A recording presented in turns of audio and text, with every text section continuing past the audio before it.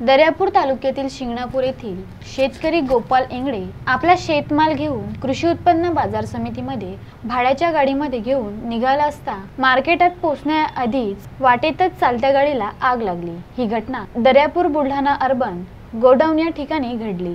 सुदैवाने कुठलीही जीवितहानी झाली नाही। ही घटना पाहताच एका व्यक्तीने आमदार बळवंत वानखडे यांच्या सहाय्यक रितेश देशमुख यांना फोन केला असता रितेश देशमुख यांनी नगर परिषदेला फोन लावून अग्निशमन गाडीला बोलवले व आगीच्या नियंत्रणाला आटोक्यात आणून आगीला विझवण्यात आले। मात्र यात हरभरा धान्य जळून शेतकऱ्याचे मोठे नुकसान झाले आहे। तसेच वाहन मालकाची गाडी जळून नुकसान झाले आहे। या घटनेने शेतकरी व वाहन मालक हवालदिल झाला आहे। या गाडीत शेतकऱ्यांचा अंदाजे 25 क्विंटल इतका हरभरा धान्य होते। त्यामधील 7 ते 8 क्विंटल हरभरा जळून खाक झाले आहे। घटनेची माहिती मिळताच पोलिसांनी घटनास्थळी पोहोचून पंचनामा केला। या घटनेमध्ये शेतकऱ्यांचे नुकसान झाल्यामुळे शासनाकडे आर्थिक मदतीची हाक दिली आहे। आता या शेतकऱ्याला शासन मदत करेल का हेही पाहणे गरजेचे ठरते। गजानन देशमुख, विदर्भ न्यूज, दर्यापूर।